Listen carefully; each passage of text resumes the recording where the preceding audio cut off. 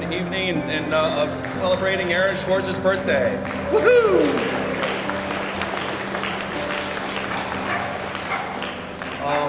Before we kick off the program, I'd just like to say thank you to the staff of the Internet Archive, to Noisebridge, to Lisa for pulling this all together. This has been quite an event, and thank you all very much for coming. Woohoo! So where are you? You're visiting the Internet Archive, and I think there are a bunch of people that have probably never been here before, which is terrific. We're a nonprofit digital library headquartered here. We're about 30 technical people, and then there's administration and librarians, and then about 100 people that scan books that are all over the world.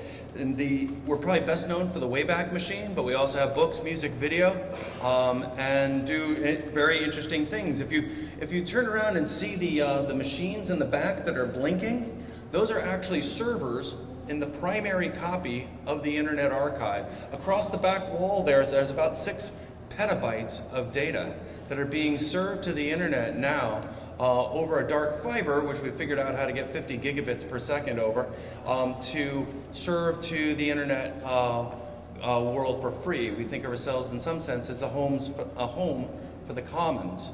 Every time a light blinks is either somebody uploading something or downloading something from the Internet Archive. As 3 million users puts us at about around the 200th most popular website. Another thing that we've done is you can probably see the little people on the sides. They're us. So if you work for the Internet Archive for 3 years, we make a little statue. Because if you work for a nonprofit, there's no gold at the end of the rainbow, and there's no reason really for secrecy. So the idea of having it so it's the place that people are proud to be and proud to work is really tremendous. Aaron Swartz worked with us, and we'll know more about that in a little bit. But we made a small sculpture and would like to introduce our little Aaron Swartz to you. So I think it's pretty great.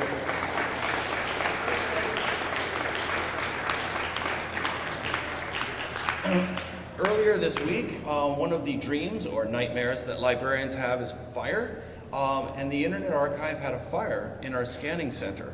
So adjacent to this building is was a small building where we digitized books, microfilm, and home movies. And at 3 a.m. on Wednesday morning, a fire broke out and unfortunately burned up our scanning center. Fortunately, no one was hurt. There was very little materials in there. Nothing went wrong in the servers. All the data is safe. This is actually kind of a big concrete bunker. There's not much to burn except for pews that you're sitting on. But that building burned. So it's been a little rattling this last week. But there's been a real outpouring of support. So as the news went out of this, people started donating to the Internet Archive to help us rebuild, because we lost a lot of cameras, lighting stands, and a little building. And we've had 1,500 people donate to the Internet Archive in the last 2 days, and have donated about $63,000. In dollars and bitcoins. So anyway, it's been quite a week for us. But with that, I'd like to say welcome, and I'd like to introduce Lisa Ryan, who has organized this whole event. Lisa.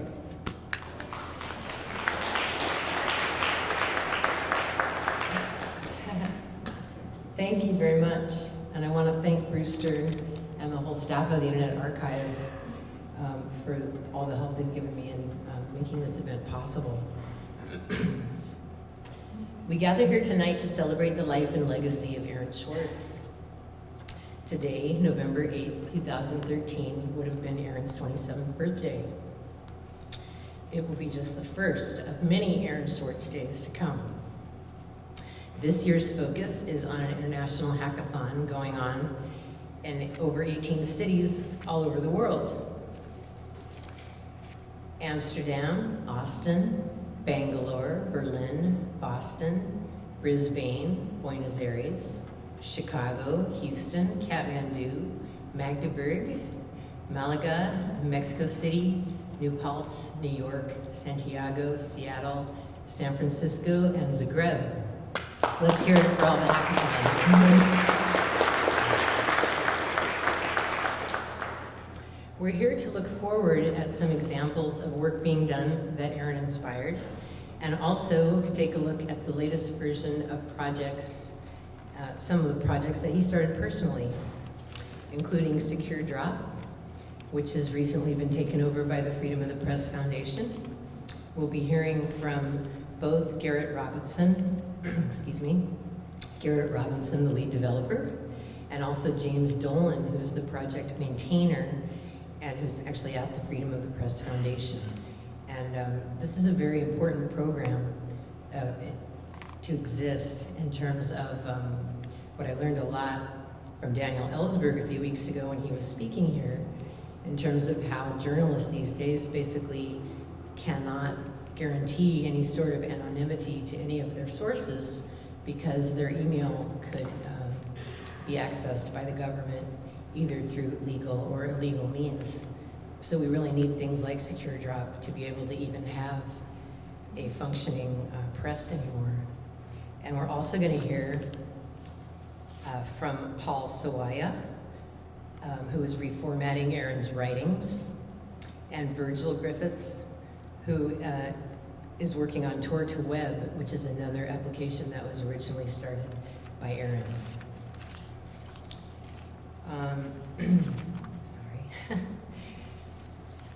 Aaron's father, Robert, mother, Susan, and brothers Ben and Noah couldn't be here tonight, but they wanted you to know that they are all here in spirit. And I do have a statement from the family. The family wishes us all good luck with the hackathon and all the events going on all over the world, and would like to thank everyone for everything they are doing. They're watching, and they said they were touched by it. So thank you. And without any further ado, I'd like you to hear Carl Malamud talk about some of the projects that he started with Aaron and the ones he's continuing that were inspired by Aaron. Thank you very much.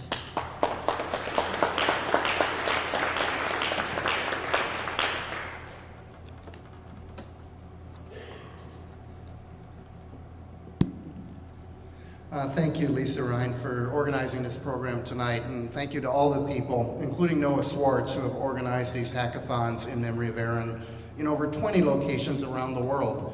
Kathmandu and Bengaluru, to the Media Lab in New York, and our own national treasure, Noisebridge, here in San Francisco.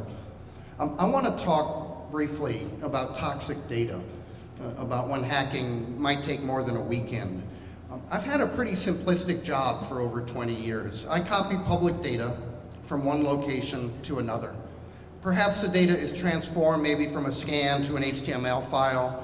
Usually I add a few access methods like FTP and rsync to the data for bulk downloads. But at the end of the day, all I really do is CP minus R. And this job should be simple. Unfortunately, this data can be very dangerous and you can get burned.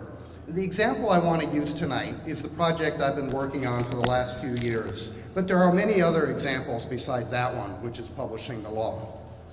We know that ignorance of the law is no excuse. We know that since the days of the Magna Carta, that the rule of law means that access to justice cannot be sold, denied, or delayed. We know that access to the law must be available to all regardless of means, that due process must be observed, that equal protection is a fundamental tenet of our government. If we are, as John Adams said, an empire of laws, not of men, we must all know the rules that we as a society have chosen to govern ourselves with. A few years ago, I started publishing a special kind of law, public safety codes. An example is the National Electrical Code, which is required by the federal government and all 50 states. If you violate the National Electrical Code, you can go to jail. That law is there to protect our homes and offices, to make our society safer. Over the last few years, I've copied over 28,000 such technical public safety codes from all over the world and posted them on my website. Now, there's an obvious question anybody might ask, which is, why would this be a big deal? Freedom of speech and rule of law mean that I should be able to read the law and I should be able to speak the law. But in our modern society, public safety codes that are required by law have been locked away. Until we started working in this area, none of these codes were available on the internet. You could only get them by purchasing them from the code developers who have asserted copyright. The codes are incorporated into law, but the code people say they need to charge you money because that's what sustains their work. They say that if people copy the law willy-nilly, they will lose control over their assets and go broke. They say anarchy will ensue if anybody can speak the law without a license. Now, this argument is, of course, a bit nuts. The code people are all nonprofits, or in many countries, an arm of the government. They make huge amounts of money in a number of ways. This is a multi-billion-dollar industry. Developers of the National Electrical Code have received the gold standard of approval from government, and they can and do leverage that enviable market position to sell certification and handbooks and training and annotated codes and all sorts of valuable and expensive services. I'm fine with folks charging for training and handbooks, but we, the people, own the law, not judges or legislators, and certainly not the code people. Now, in August, 3 of these standards bodies sued us in federal court. The lawsuit lists 10 lawyers from 3 fancy law firms working on the case for the plaintiffs. The president of the American National Standards Institute has launched a huge PR campaign. The code people have made this their #1 public policy issue. This is a big deal. If I were to pirate a movie and post it, statutory damages for such a violation is $150,000. Now, I've done nothing wrong. I'm not a pirate. I haven't violated copyright. But think about $150,000 statutory damages for each of 28,000 documents. And you realize the $4.2 billion potential downside to this activity. This data is definitely dangerous. What the code people have released just last week is an alternative to my site. Their new so-called law reading room requires you to pre-register.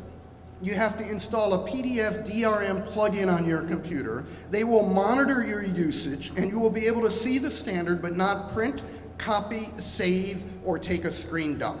They will report on your usage to various international organizations and use your name to upsell you on various products to pay for the $1 million salaries these nonprofits all bestow on their CEOs. There are many things that are perfect for hackathons, and I'm amazed at the number of topics that have sprung up on the wiki for this weekend. But before you hit CP-R on data, it's worth stopping and thinking for a bit and asking yourself if you're prepared to see that copy through. One of the things that Aaron did very well was work over the long term on issues. And I think when you deal with toxic data, it is important to take that same long view. I've been reading a lot about how people confront authority, and I wanted to share a few of the lessons I've absorbed. First, if there's something wrong with our society, and there certainly is very much wrong with our society, change often occurs by confronting specific geeky issues and seeing them through. Rosa Parks just wanted to sit on a bus seat. James Meredith applied to attend the University of Mississippi. Mohandas Gandhi chose to object to the requirement that colored citizens of the British Empire visiting South Africa required a registration stamp, but the whites did not. Those specific issues are proxies for broader social change, but focusing on a specific issue forces authority to the table. Gandhi said that the removal of a step from a staircase brings down the whole of it. When you look at the work of Thurgood Marshall in the United States and Gandhi in South Africa, you see that these were not isolated hacks that they performed. In each case, there was a very long-term strategy. These issues are not solved overnight. They require years and sometimes decades. If you are to confront authority, then you must do so carefully and deliberately. When I started publishing standards, I made copies of them and sent them to the code people with a letter requesting their comment. When we get a takedown letter from authorities around the world, they get back a carefully considered explanation of the basis for the action, and we respectfully and explicitly decline to comply with their demands. We make clear that it's a matter of conscience, not of conspiracy or profit. There's one more lesson, which is that while we must convince authority to change their ways, merely liberating data is not enough. You must get them to encourage the activity. We must also convince ourselves. Change comes from movements. While many people begin working towards a common aim, when we question authority, we do so to put them on notice, but also to educate ourselves. If we all stand together, we can tell the authorities, you can govern us, but only so long as we remain to be governed. That is the basis of civil disobedience, and that takes time and patience. If you wish to question authority and hack our society for the better, you need to work systematically and deliberately. We win when authority chooses to change, when we convince them of the truth and justice and moral right of the questions we've asked. We win when we stand together. So think carefully before you copy. Thank you.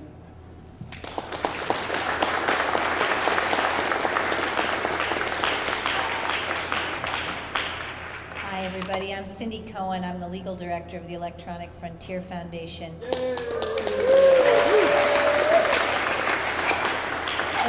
The proud lawyers for Carl in that suit that he mentioned, by the way, along with some great local attorneys. I apologize. I decided that I was coming to the archive. I was coming among friends to a hackathon. I could take off the suit that I had to wear in court today to talk to a judge about the NSA spying. I want to thank Lisa Ryan for putting this together and for continuing to hold fast to the principles and the beliefs that Aaron, I think, brought to all of us and that we all shared with him. I wanted to give you guys an update on where we are with one of the things that EFF took on after Aaron's death, and that was reform of the Computer Fraud and Abuse Act. The CFAA, I suspect in this room we all know the story. Aaron killed himself after being hounded for over a year by a U.S. attorney wielding charges under the Computer Fraud and Abuse Act and related laws, and ultimately he took his own life. 11 out of 13 claims brought against Aaron were under the Computer Fraud and Abuse Act. And the case is heartbreaking on a number of levels and shows a bunch of systemic failures of our criminal justice system. Prosecutors who are not properly using their discretion and who no one seems to have any ability to rein in.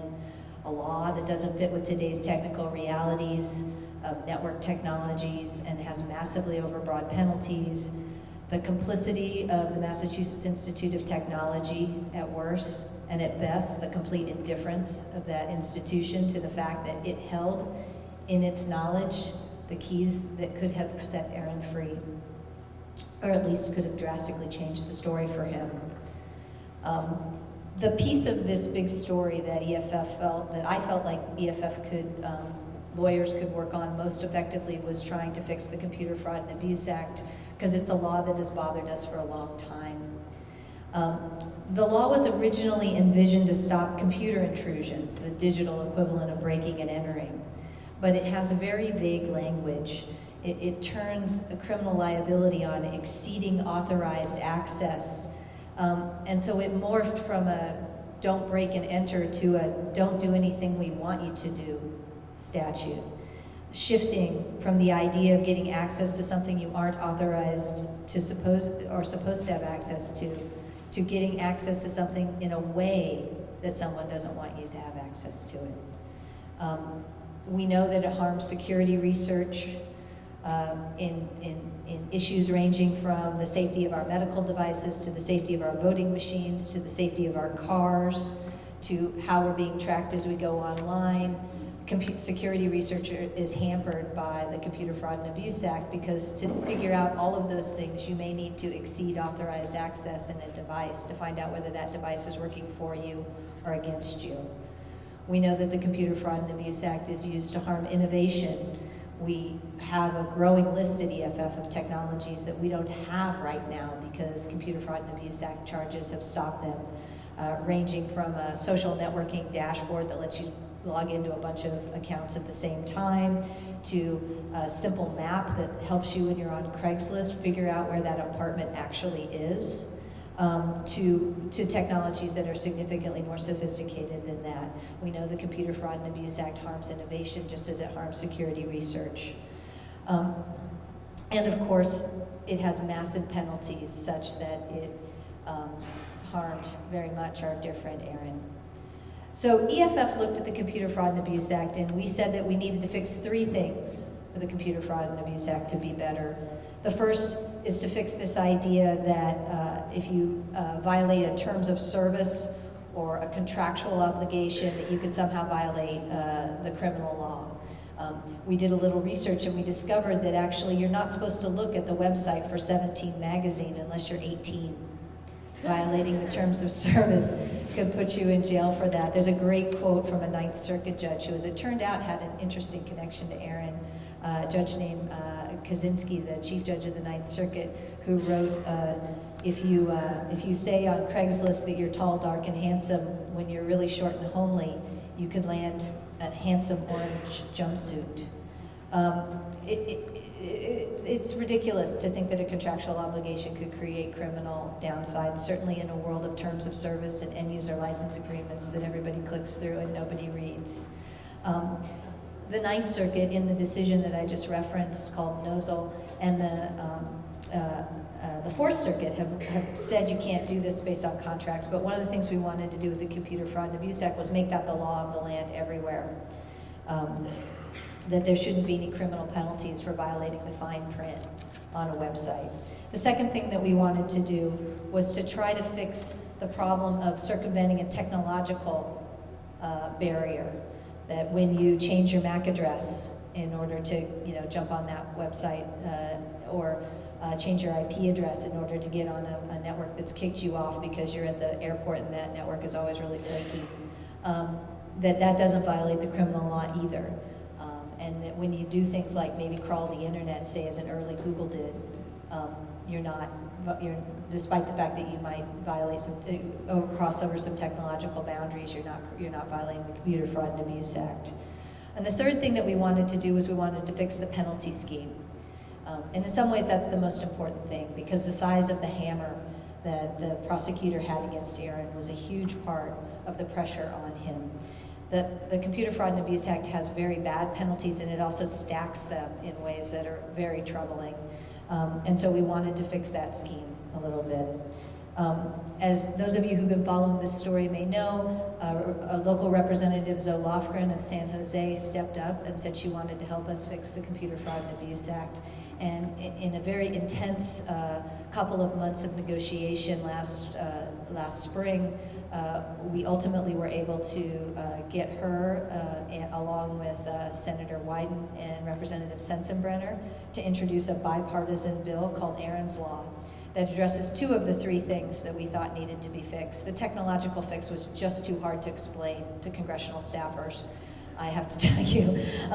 So we went for the 2 that we thought we could get, and we got the bill introduced. Now, we're happy with this bill. It's a floor, not a ceiling.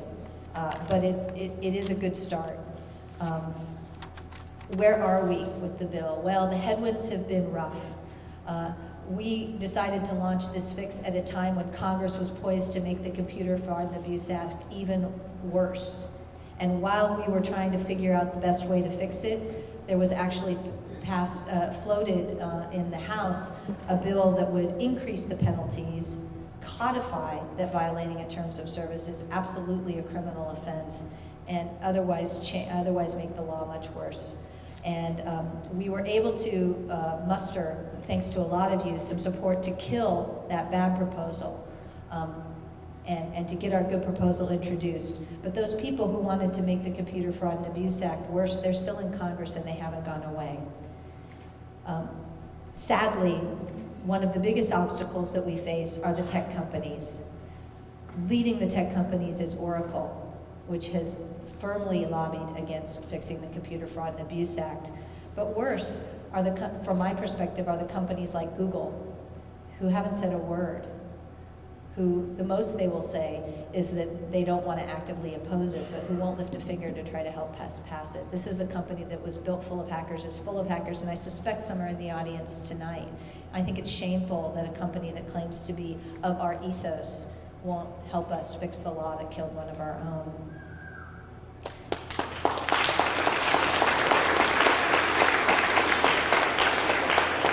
They're not the only ones, though, and places like Craigslist and places like Yelp and a lot of other companies that frankly make money off of the innovation of hackers like you need to step up and help us fix this law so it isn't used to take another one of our own. I don't mean to just claim this on Google. There's a bunch of tech companies and they're all being way too quiet right now for an issue that ought to be as important to them as this one. On the other side, there are a bunch of tech companies that are on our side too, and many of them signed a letter that went to the House. So if you want to know like what's the score about a particular company, come see me and I can tell you where they stand on things. But I think that we in Silicon Valley and people who care about innovation need to start by getting some of the companies that frankly have a bigger voice in Congress than we do, sadly, to stand with us on this issue. So what's our strategy right now? Well, right now there is an overcriminalization task force in the House of Representatives that's chaired by Representative Sensenbrenner, who is one of the co-sponsors of our bill. And the strategy that we have, I'll give you a little insight into this. I'm not much of a legislative person, but the strategy is, EFF has actually hired a lobbyist to work on this issue. We never do that, by the way, but this is important enough to us that we have hired a temporary lobbyist to help us with this. The strategy is to have the overcriminalization task force include in what it's doing fixes to the CFAA that match what we have in Aaron's law. That task force was meeting, it got stopped. You may remember Congress got stopped for a little while. We are part of that. We are held hostage in that problem. But it exists. It's a large subcommittee, and I'm not going to read off all the names here, but if you want to know who's on it, let me know. But of course, it's led by Jim Sensenbrenner, and it does not have any Bay Area representatives on it, but there are people all across the country. What you need to do if you want to help us and try to fix the law is let your member of Congress know that this matters to you. I'd like to see Nancy Pelosi come out as a leader on this issue. We're here in her district right now. And bring some support to Zoe Lofgren, who's done such really heroic work in trying to move this forward. Let them know this matters to you. Help us broaden the coalition. Starting in the spring with the new congressional session, we're going to try to keep this coalition going that we've started. There's a lot of organizations involved, but it's still too small, and we need a lot more. And we're going to start putting pressure on this overcriminalization task force and try to get them to include Aaron's law in the set of reforms that they're going to propose. So that's our short-term strategy. Longer term, we're just going to have to keep hitting on this until we make it happen. And I hope all of you will help. I really would be honored to represent any of you who find yourself on the backside of the Computer Fraud and Abuse Act, but my hope is that I never have to. Thanks.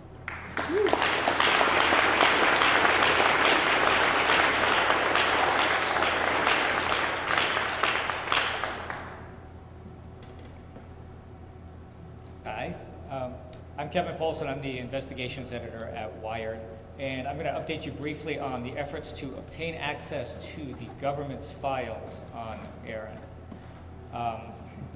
Aaron, like a lot of Americans, and I'm guessing everyone in this room, had an FBI file. And in January, I and a lot of other journalists put in a Freedom of Information Act request to get access to that file. And the FBI responded very quickly. Within a few weeks, they had sent out a copy of the file. Better? The FBI responded very quickly. And it turned out not to, Aaron's FBI file was very thin. It was about 30 or 40 pages. And it was all information we had seen before because Aaron himself had FOIA'd it back in 2009 and published it on the internet. We learned that at that time that the FBI had briefly investigated Aaron for downloading court records from Pacer without paying the customary 8 cents a page charge and then making those available to the public. They concluded that there had been no crime committed. At the same time that the FBI file went out, the Secret Service sent out a one-page form letter to me and everybody else that had filed for Aaron's file, denying denying completely the request. It was a blanket rejection on the grounds that releasing the file would jeopardize an ongoing law enforcement investigation. Now, the exemptions to the Freedom of Information Act are numerous and they are broad, but there are still certain formalities that an agency is supposed to go through. For starters, they're supposed to actually look for records in response to your request, determine if they have any, tell you if they have any or not, and then they can tell you that they're not going to give you any. Even then, they're supposed to go through the records and release what they can, release without touching an exemption. So if there were sensitive information in there, they're supposed to release everything that isn't sensitive and black out the sensitive parts. So they didn't do any of that. In fact, they didn't even use the right form letter. They sent out the form letter that they send if you're requesting your own file. So there was language in there like, we can't give you a copy of your file. So this was extremely annoying. I appealed this the same day that I got the rejection, and I waited for them to act on the appeal, and then I sent them a polite email saying, hey, what's up with my appeal? They ignored that. The deadline passed for them to respond to it under the law. I waited a little bit longer. They still didn't respond. They just still didn't answer emails or phone calls. So then I was fortunate to engage the interest of a top Freedom of Information Act litigator named David Sobel, who's also a lawyer with the FF. And he was kind enough to file a federal lawsuit against the Secret Service in Washington, D.C.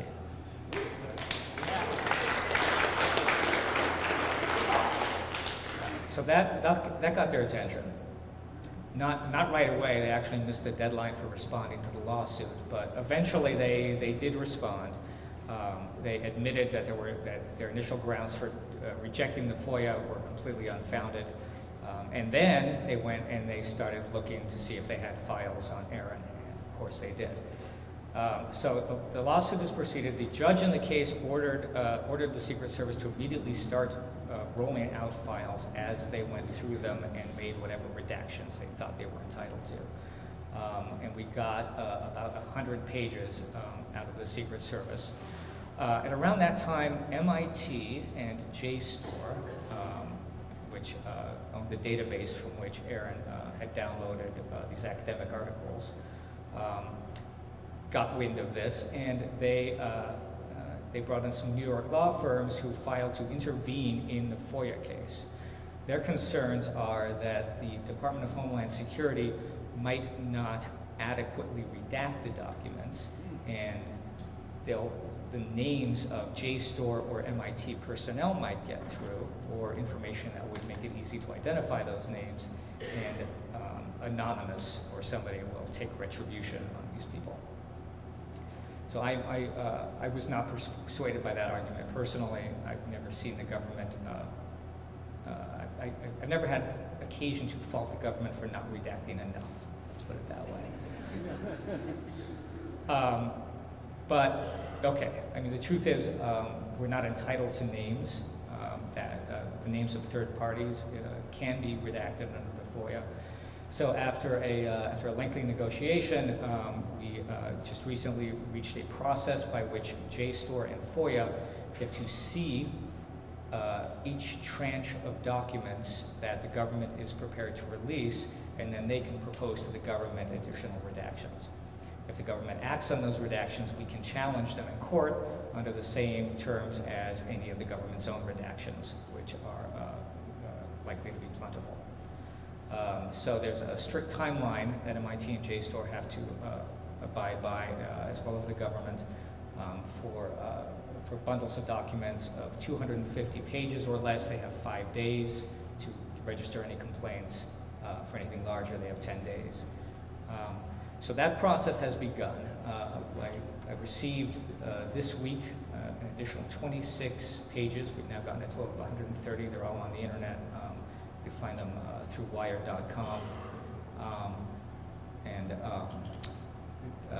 Also this week, a bundle of over 250, that's the only number that I have, was sent to MIT and JSTOR to act on.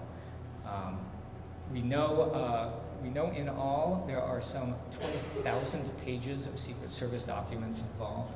A lot of that appears to be computer files where there are things like access logs and data that was not compiled by a human and will hopefully be provided in electronic form because they won't be very useful as printouts. We think there are about 1,800 pages of actual text files like the Secret Service reports that we've already gotten. So at this point, with the judge monitoring the whole process and keeping an eye on the government's production, making them check in every 45 days, we expect that the spigot will be flowing pretty freely. And we'll probably have another batch, a substantial batch of documents that'll give us some insight into the genesis of the Secret Service's investigation, what information they had and when, why they chose to prosecute the case the way they did. We should have substantial answers to all of that probably in the next month. And I'll be posting those documents as soon as we get it. And that's it. Thank you. So on the occasion of the birthday of Aaron Swartz, we do have much to celebrate. There are projects that are really moving forward. Some of it we're trying to address in our different organizations as individuals and as clusters and communities, as well as real organizations that are backing up some of this.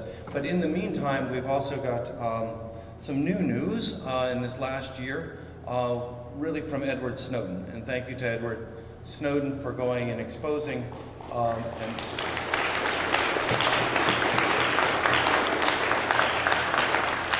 what it is that's really going on. Some of us have been suspecting this. We've known it's going on to some extent, but to really be confronted with just the blatant efforts by the United States government to fundamentally break the internet. And the idea that we have now undermined some of the trust that is a part of the internet and how it works by going and undermining the encryption within the internet infrastructure makes it so that it really starts to become unknown. And to have this be done by a government that's supposed to be for freedom of information and freedom of the press is really pretty frightening.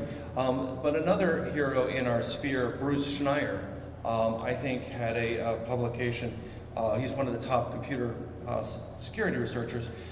He said, you're right, Edward, it's broken, let's fix it. So I'd just say that's one of our themes should be is, let's fix it. We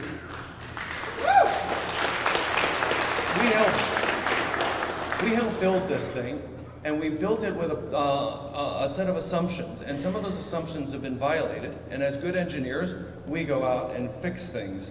So what are those, some of those things? Some of them were really started up by Aaron Swartz, and so I'm going to go over a couple of the things that are sort of in the spirit of the efforts that Aaron Swartz did with the Internet Archive, directly and indirectly, to bring public access to the public domain.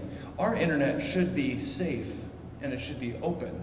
That's the internet that, frankly, we're investing our careers in building and leveraging and using, and now billions of people are using and counting on us to make that work.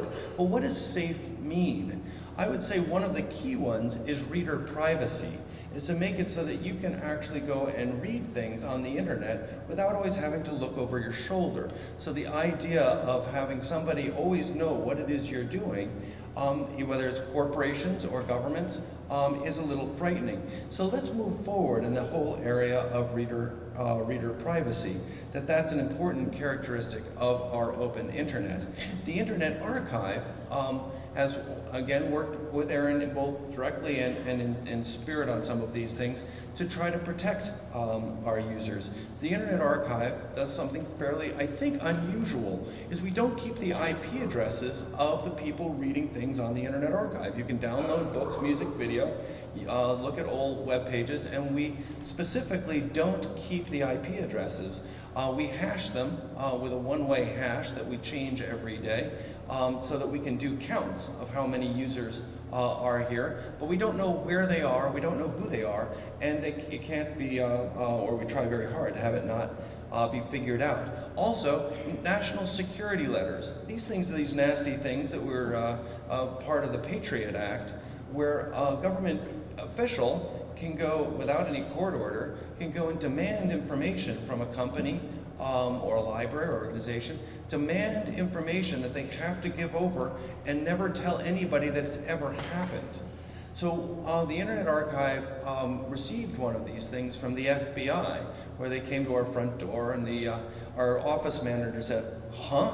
And they said, do you have attorneys on staff? We said, no, we don't have any attorneys, but we do have lawyers. It's the Electronic Frontier Foundation. So they went trooping over and they met with the Electronic Frontier Foundation, and Kurt Opsahl, who's here, came and met with me and closed the door and said, Brewster, this isn't going to be your best day. We've received a demand for information about the activities of one of the patrons of the Internet Archive, a user of the Internet Archive. They want to know all sorts of things about it. I said, can they do that? And he said, well, they're doing it. And can we go and ask for a court to review it? No. Can I talk to my board about it? No. What can I do? He said, well, you can answer and never tell anybody ever again that it's ever happened. I said, is there any choice? He said, no. The only thing you can do is sue the United States government. So we sued the United States government. And we...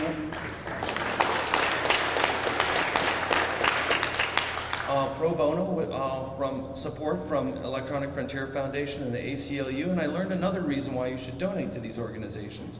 Because if I had started spending money on lawyers, it would have started to come up within the books, and our accountants would have started to say, where is this expense going? How do I assign this? And I wouldn't be able to tell them. So the idea of having these organizations to help us is very, very important.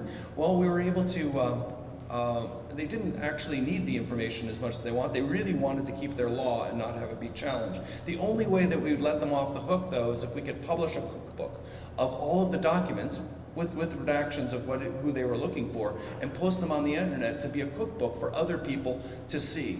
We were one of only 3 publicly pushed back on these national security letters, which we now know have been hundreds of thousands of these things. So there are a lot of people that either are secretly pushing back or more likely just complying to these. So we need to basically bone up and make it go forward. And Kevin, in terms of FOIA, I thought, oh, why don't I go and ask them, do a FOIA request on myself, Brewster Kahle, and the Internet Archive. Surely that would be easy for them to figure out. And so we wrote to them and said we would like all the information because we sued the FBI. Their director in a speech referred to us by name. The head of the Justice Department, the Justice Committee in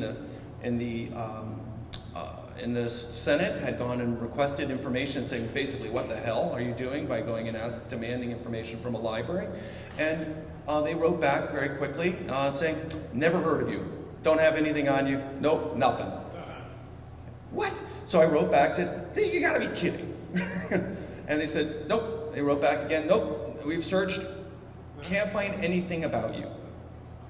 So anyway, completely quirky. So we've gone further on reader privacy because what we now know is that going and deleting the information once it gets to us is not enough. The National Security Agency and now potentially large numbers of other organizations have put in a back door to go and finding out what it is people are doing as information transits the internet. We've got to protect it end-to-end encryption. So about a week ago, archive.org then went completely HTTPS encrypted by default. So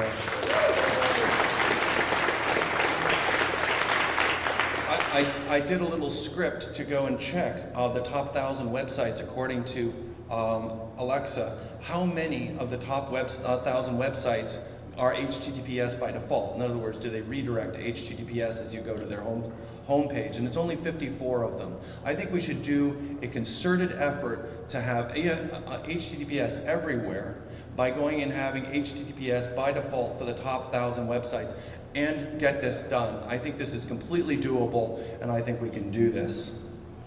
Another website that we own and run is the Open Library website, which Aaron Swartz was the architect of, and it has books, music, video, and books and catalog of books, and we distribute about 40 million digitized books to people every month through this facility, and it's now HTTPS by default. So we're trying to make the internet a safer place. We also need it to be open. We want our internet to be open. And Aaron, we worked on a project that was started actually by Carl Malamud, worked on by some Princeton guys, and Aaron Swartz went and downloaded federal case documents from a library completely legally and reasonably by going and just reading. He just read a little fast, and he downloaded a lot of documents, of federal court public domain documents, and these were later uploaded to the Internet Archive, which they're now being served. There's now a little Firefox widget and a Chrome widget that if you're going and using this system called Pacer, instead of when you go and you want a particular document, instead of paying the 8 cents, it goes and asks to see, is it in the Internet Archive? Has somebody already put it in the Internet Archive, like Aaron Swartz? If they have, then it gives it to you for free. If not, then you go and get it for 8 cents and you stick it in the Internet Archive. And this has been going along great. And I'd like to announce tonight that we're 11,000 cases short of 1 million cases, about 3 million documents that have been posted on the Internet Archive now for free so people can have access to the law.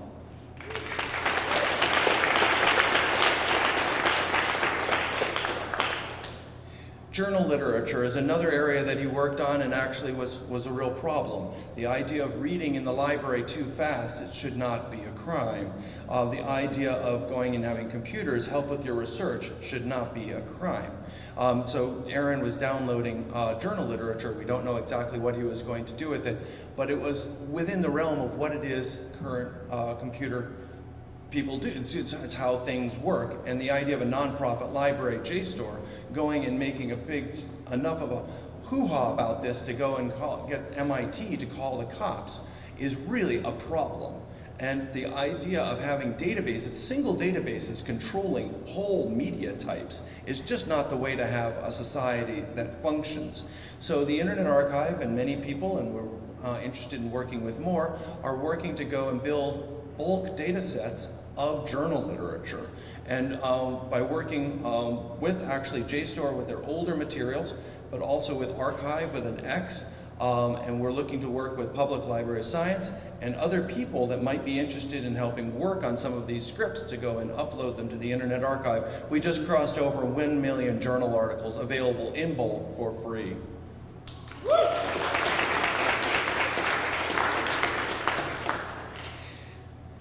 There's a copyright exemption such that the blind and dyslexic can get access to digitized versions of books without having it to be a copyright infringement. And this is because the publishers were very slow, Reed didn't, make accessible versions, so that they look to outside organizations to do this. The Internet Archive has been scanning books, modern books, at a clip, at often about 1,000 books every day in 30 scanning centers in 8 countries. And we have been building this collection and making it available to the blind and dyslexic. But we just joined forces with a volunteer community that has been doing more the do-it-yourself digitization of books, and we've taken those collections, merged them together to be to put on Open Library, to be a collection of now what has just crossed over 1 million books is now available to the blind and dyslexic, making it one of the best digital libraries in the world. So.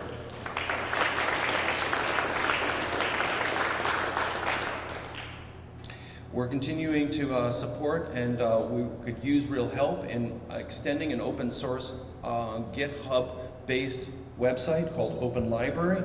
It does need more work, but it is used by hundreds of thousands of people every day, and we distribute 40 million books per month.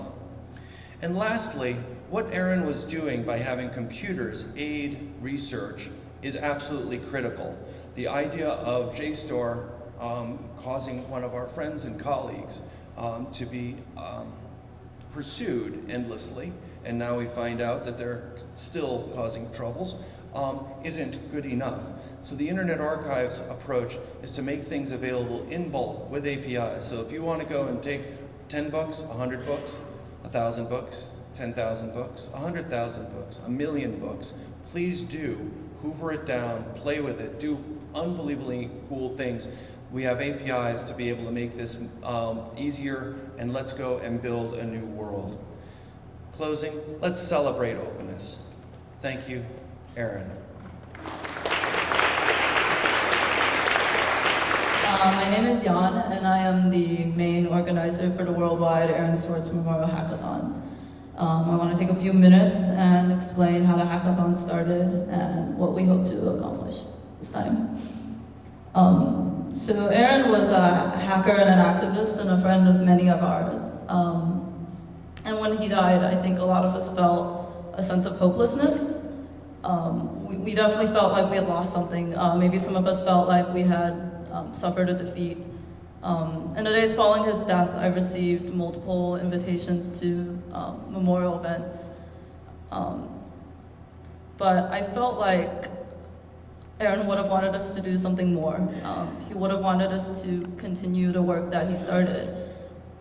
And I had never run a hackathon at the time, and I hadn't even been to very many, and I didn't consider myself a hacker or an activist, but I had always been inspired by Aaron, and I was very deeply touched by his death. So I thought, well, what can go wrong? I sent out a bunch of emails asking if people wanted to run a hackathon at Noisebridge, and people said yes, and they said, well, you should also email around the world and see if people at other hackerspaces want to run hackathons in memory of Aaron. So I emailed the worldwide hackerspaces.org list, not really expecting anyone to respond. To my surprise, dozens of groups did. We had a Google Doc the first time around where people could just edit it and say, I want to have a hackathon in memory of Aaron. And within a week or two, we had about 20 groups around the world sign up. So here's a screenshot of that spreadsheet. And people even had a lot of projects they wanted to work on. It was as if they were waiting for an Aaron Swartz Memorial Hackathon to continue projects in the spirit of social and political justice, for legal reform, for internet privacy and freedom rights, and so forth. There were literally dozens of projects that people suggested, which was quite amazing to me. So we had one at Noisebridge, and this is an example of something we did. We took government data sets that were open to the public, but they were very badly formatted and not very browsable by the average user. They had a horrible user interface, and a lot of the people who worked on this project are actually in the audience right now. So huge thanks to them. But we came together for a weekend, and we just sat at Noisebridge and worked, and we made a better user interface. It wasn't much, but it was definitely better. And it was called data2.me. People around the world did the same, from like Bangalore to Vienna to Berlin and so forth. But there was a lot of work that was left to be done. There were many, many more unfinished projects than there were finished projects, right? People wanted to, for instance, copy edit books that Aaron had scraped off of Google Books. They wanted to write a book on the American highway system that Aaron had been interested in doing. They wanted to contribute to a project called Fork the Law, liberate physics data sets, continue his work on watchdog.net, and so forth. And so we decided in June that it would be a good idea to have a second Aaron Swartz Memorial Hackathon, and we started organizing in June. And this time around, we reached out to groups really early and said, okay, we're gonna do this in November. Do you wanna have a hackathon? And many, many people said yes. A lot of them didn't say yes until like this week, but nonetheless, they came together, and now we have about 19 locations. There's a lot of projects this time too. So we're gonna actually have people come up and talk about these after me, but here's a preview. Toward the web that Virgil's gonna talk about, and Secure Drop, which I think Kevin mentioned, but the lead developers are actually in the audience as well. Also, Paul, who I think just showed up, is going to speak about reformatting Aaron's writings. And there's some people from Restore to Fourth also in the audience. Great. Yeah, hi Alice. Yeah, she just waved. So I hope you can all join us for the Noisebridge Hackathon that will be this weekend after this event. We will be at Noisebridge all weekend, starting around 11 a.m., which is when I think most people wake up. Tomorrow morning we'll have short presentations from all of the people giving projects. But feel free to come out through today. Come to Noisebridge throughout the day, and I'm sure we'll find something for everyone to do.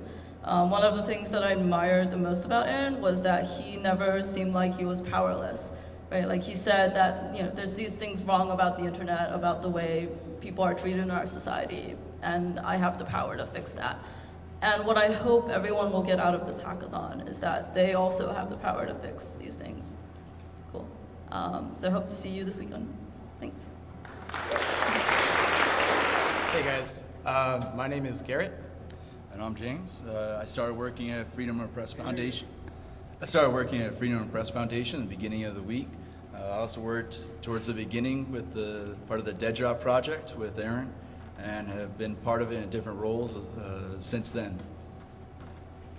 Yeah, I officially took the title of lead developer on Secure Drop about a little less than 2 weeks ago. And I originally got involved with this right after college. I did a project called Honest Appalachia, which was a very similar whistleblower leak submission platform. Actually, when Dead Drop, now Secure Drop, first came out, I was shocked to see how similar it was to the thing that I had created, and was really heartened to see that someone was thinking along the same lines. And it's kind of cool to be combining forces and creating Secure Drop. Can we put this up there? Oh, sweet.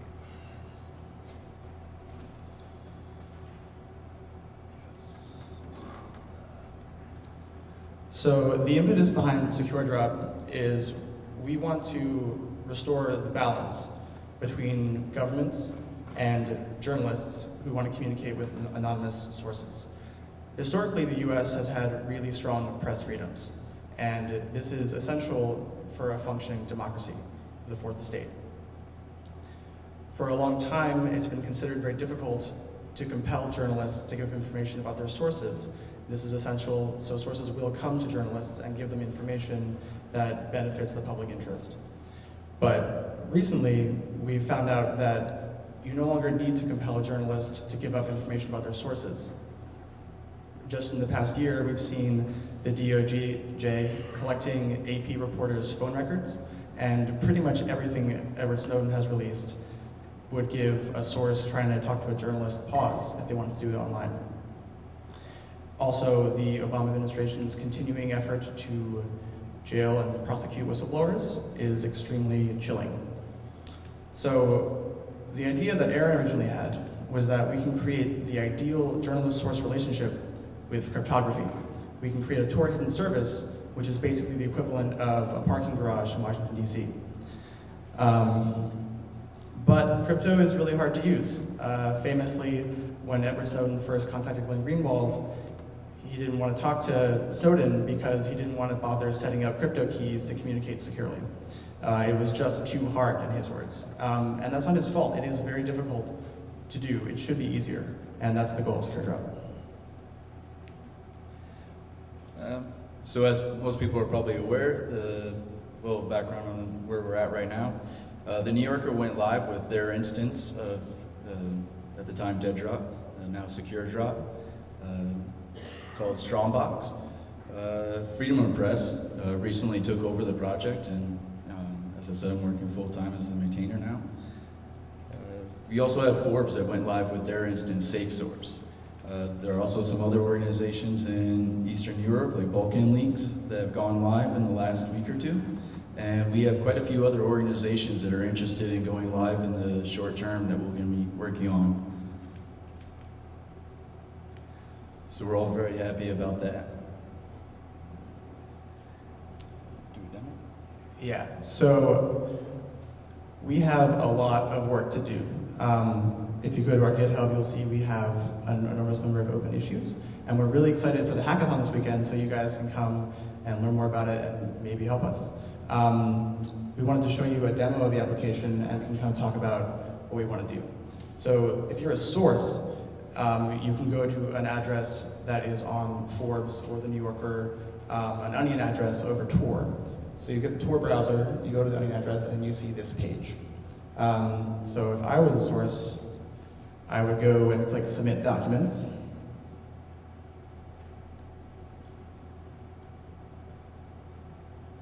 This is Tor. There we go. So you get a cool, really hard to remember, hopefully not too hard to remember, code name to keep track of yourself. And once you've got that, you continue. And then it's just as easy as any website where you upload files that you've ever seen. You can just upload a file and send it off. You can type a text message and send it off. And we can do that right now. Thanks.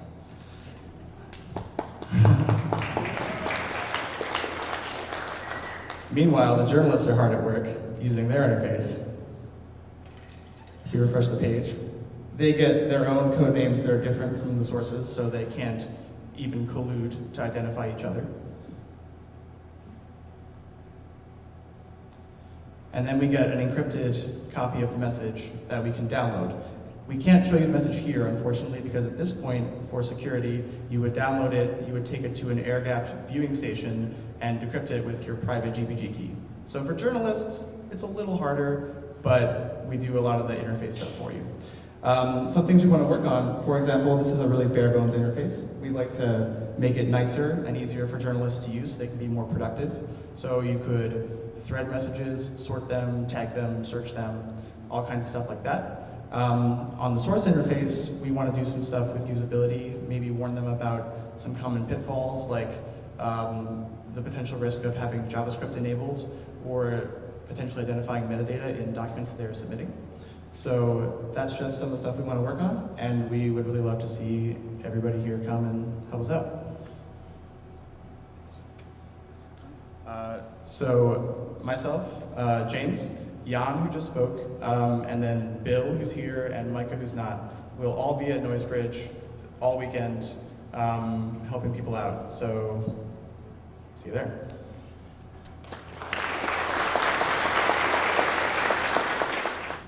Sorry about this. Like, I'm still not really quite over Aaron's death yet. It still kind of bugs me.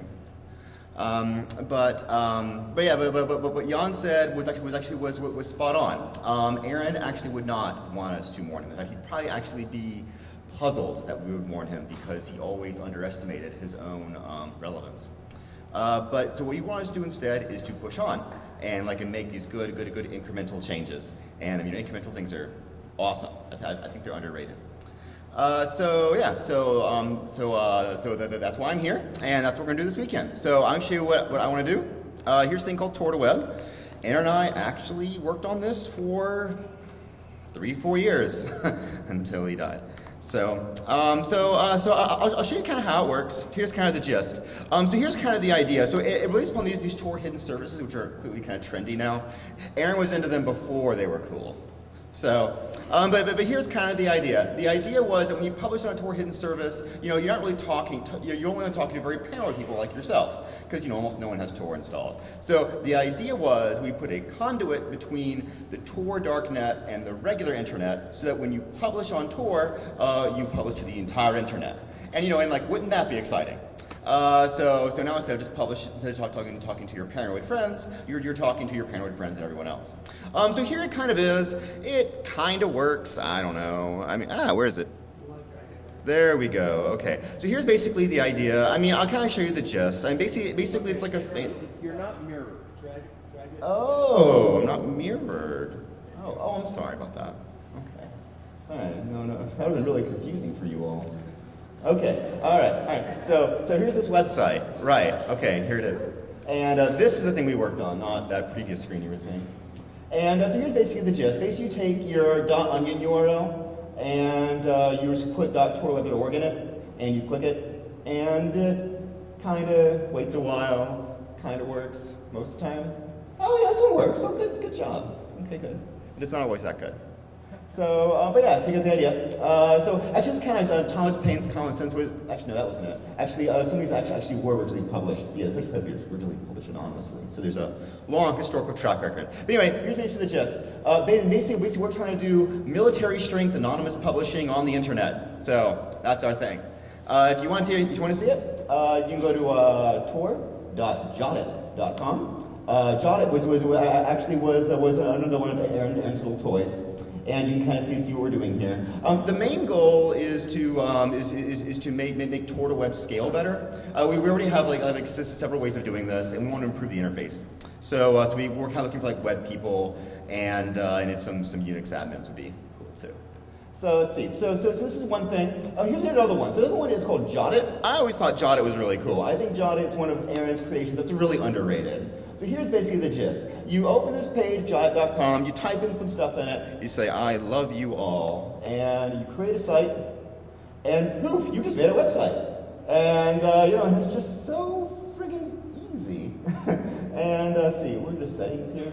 So it's a little harder doing this. But anyway, that's basically the idea. So basically, it makes it really easy to publish things. So the idea behind Tor to Web is that it makes it, after you've published something, you can give it to everyone, so everyone can read it. The idea is, so we have to go Jot to Tor. Basically, we're going to make this Jotted thing and put it on Tor, so that anyone can publish something. So as soon as anyone can publish something with military strength anonymity, you see these two kind of fit together. So, there's one where anyone can publish anonymously or with military strength anonymity, and the other where anyone can read what someone publishes with military strength anonymity. So, they fit.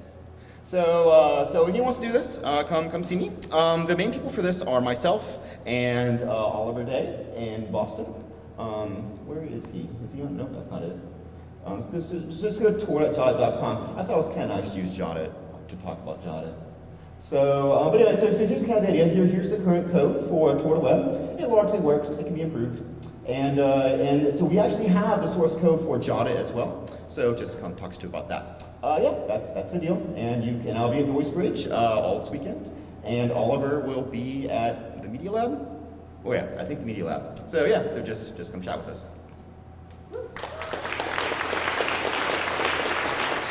So I was hoping to spend this weekend, hi, I'm Paul Swile. I was hoping to spend this weekend going through Aaron's blog, Raw Thought. It's been online and he's maintained it since, I think he started updating it in 2005. I never got to know him personally, but I spent some time reading through it, and I found that it's quite hard to go through. It's really just a long stream of posts of varying length about different topics, and there are quite a few bit of them. So I went on GitHub and I found that for the PDF tribute day that happened after Aaron committed suicide, that someone had scraped all these posts, put them in plain text, and placed them on GitHub. So depending on the interest of people who want to work on this project, there are a few different directions we could take it.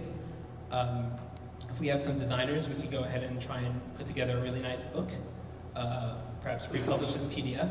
If we have people who are just interested in his writing, maybe we could read through and organize it in a different or interesting way. And if we have writers, maybe we can have some people who would be interested in writing an introduction to all the posts or some of them. But basically the idea is to produce an archive of Aaron Swartz's writing, hopefully consumable in a variety of devices in HTML and PDF, as well as EPUB and MOBI and other various mobile formats, so that it can kind of live on in a really good format instead of just being on his blog. So I think this is a really great project for people who aren't primarily software developers. If you're a designer, I had someone email me who's an archivist. I'd love to talk to anyone who has skills along those lines. I think this would be a really great project and something we could really get started and do a really great job with in a weekend. So that's it. Yeah. Before Lisa ends the evening, which I thank you all for coming and Lisa for pulling together, a couple more things that are coming up. In 1 week's time, we're going to launch the defensive patent license. It's sort of a riff on the GNU public license of open source software to try to get rid of these damn bad patents. To either not have bad patents occur in the first place, or at least have them not asserted later on. So please come back next Friday night for a launch of the defensive patent license.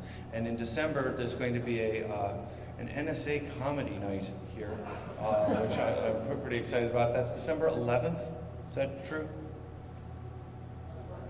correct? December 11th here, and that should be great fun, and there'll be also a panel that's a little bit more serious on the whole NSA front. So thank you very much. Lisa.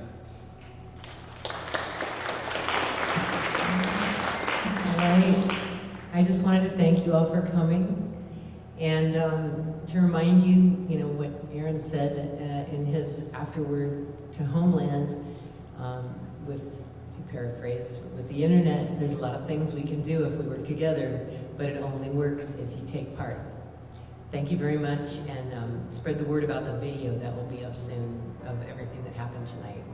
And thanks again to the Hackathon people all over the world. Really, it really means a lot that we've got such worldwide support in this kind of thing. And I'm really excited about future Aaron Swartz days.